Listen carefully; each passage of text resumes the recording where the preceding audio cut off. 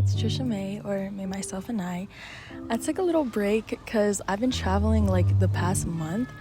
I was actually really excited. I went to Europe and we went to like 8 different countries in a total of 16 days, which is crazy. It was my first time there and I saw so many amazing things. It was a wonderful group tour from Paris to London to Amsterdam to Austria to Switzerland to Italy, of course.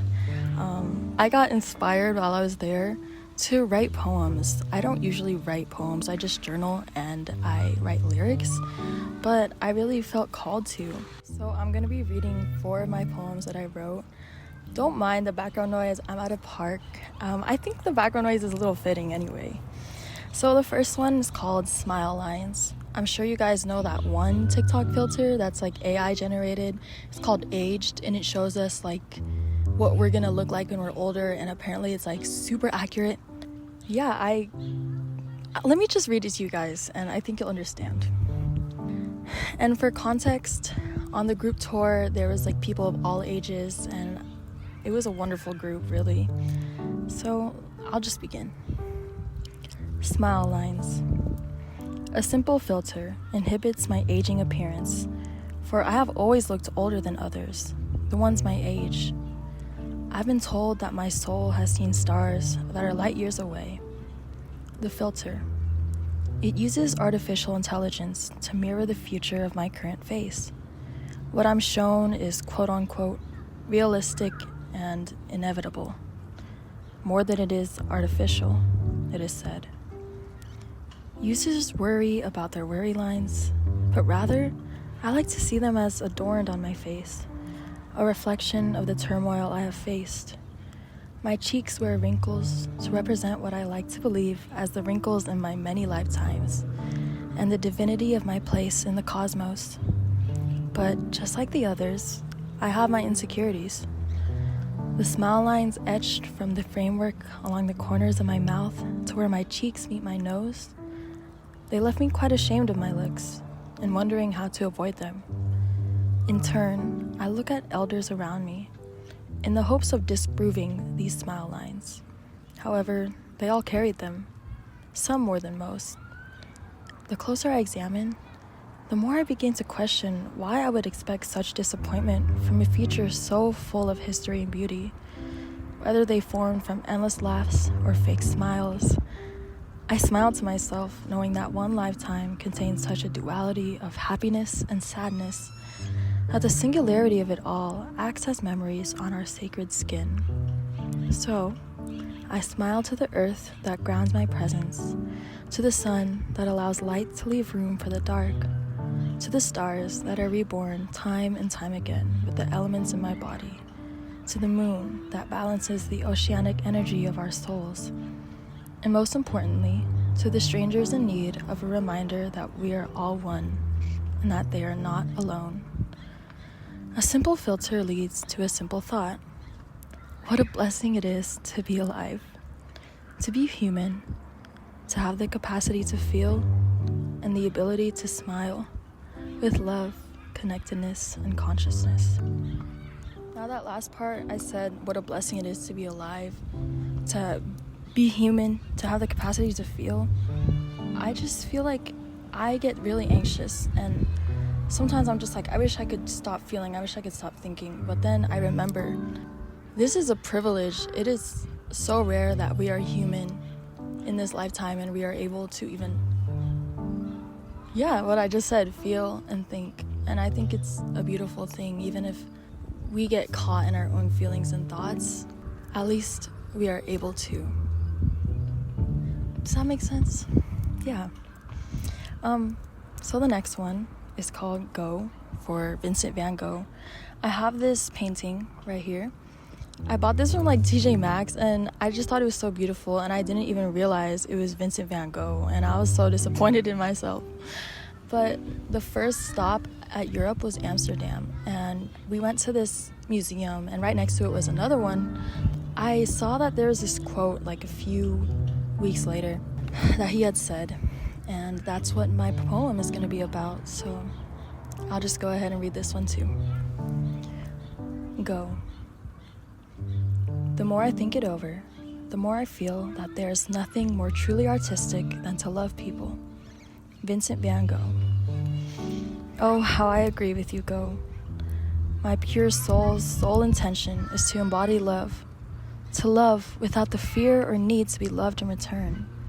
I ask myself if I should stay or go when anything of essence comes my way. Others ask why I would want to push such a thing away. It's not that I want to. It's that fear that I will give too much of myself away. It's that need to be seen and heard without being touched. But how can my heart be touched by this mindset?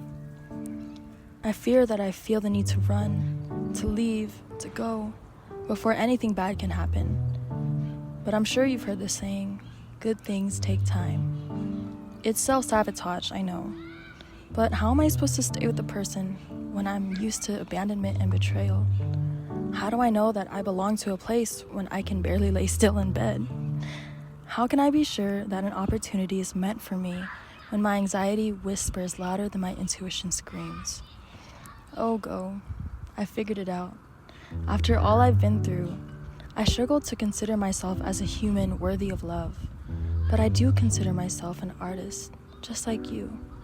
And there is nothing more truly artistic than to love people. I am people. I can paint, draw, and sketch love on every person that comes my way. And I will. But that must start with the artist herself and end within the person myself.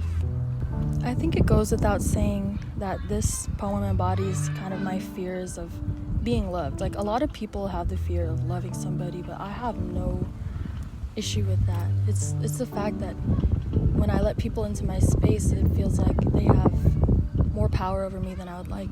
But I think that is a reflection of myself and my lack of power that I believe that I have, when in actuality I'm in complete control over myself and my worthiness. And none of that is defined by how people treat me or by the people in my life. There's this movie that I watched on the plane back home from Europe. It's called Wonder, and it's based on this book, also called Wonder. Literally, that was my favorite book growing up. It was so beautiful, and I hadn't thought about that book in years, and I just knew I had to watch it. And I remembered why I loved that book so much. It's basically about this young boy named Augie or August, and he has a facial deformity. He goes to school for the first time, middle school, and he goes through a lot. He really does. But that's really my inspiration for this one. I call it Wonder. Wonder. August. A beautiful boy, born with a facial deformity. Patricia. A beautiful girl, grown up with her mental disabilities. We both struggle in our own ways, not to compare. But seeing such a beautiful boy, loving with his deformity, makes me realize that a beautiful girl can live and love with her mental disabilities. Thank you, Augie, you beautiful, beautiful boy. Thank you, Tricia, you beautiful, beautiful girl. Cheers to us both. This one was just short and sweet and simple. I really think that's like my favorite book now. Like, has to be one of my favorite movies too. It just like really speaks to me. I recommend you guys watch it. So this one was written in a time of really, really bad anxiety. I get bad anxiety whenever I travel because oftentimes when I travel like state to state or out of country, like something seems to fall apart in my life, or maybe it's all in my head, but it's usually external situations that occur, things that I don't see coming. And actually this time, nothing bad had happened, but my anxiety kept trying to tell me that something bad was going to happen or something bad already did. And so the day before I went on the plane, I had an anxiety attack, and then I had another one at the airport in London, and it took me several days to just ground myself, but here I am speaking these poems to you guys now. And this one is called Fairy. I got this inspiration from a tarot reading I had gotten years ago, and the reader had told me that she sees a fairy with beautiful wings locked in a cage, and her hands are covering her face because she's crying. I'll go ahead and start. Fairy. I feel like a fairy, one that amuses spectators locked in a cage. I feel like a fairy, one with elegant wings, trapped in a cage. I feel like a fairy, one who fronts her ego, stuck in a cage. I feel like a fairy, one with deep eyes, wet from wanting to be free from this cage. My hands cover my face, my wings lie low, while I stay silent in constant pain and fear. Everyone's looking at me. Some stop to help, while others laugh or simply pass me by. Some throw roses at me. As soon as I wipe my tears to smell them, they take them away. Others hand me poison wrapped in chocolate. But I don't realize until it's too late.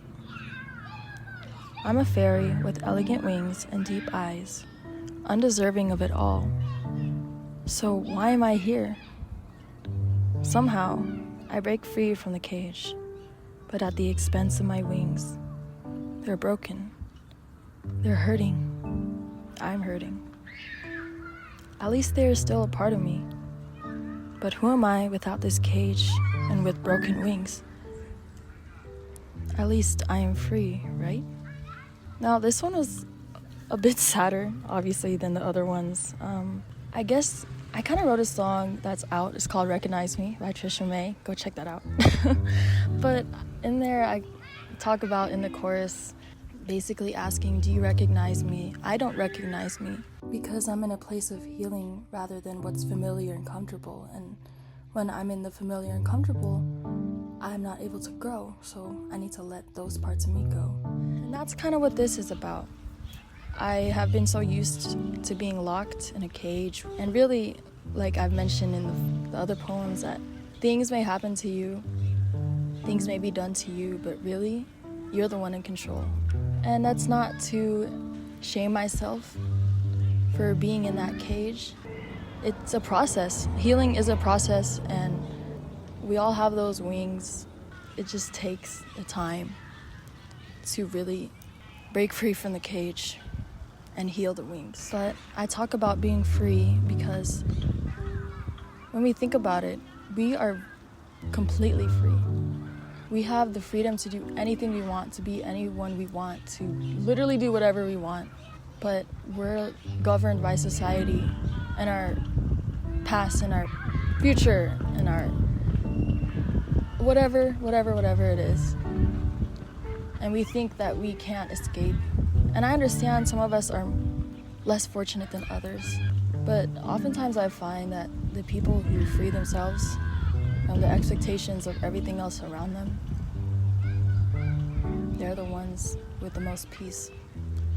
And I guess that's my goal, is to just be human, to be alive, to be free, to feel, to think, but not trap myself in a cage, to not shame myself for having broken wings, but to just be happy that I'm on a journey of healing.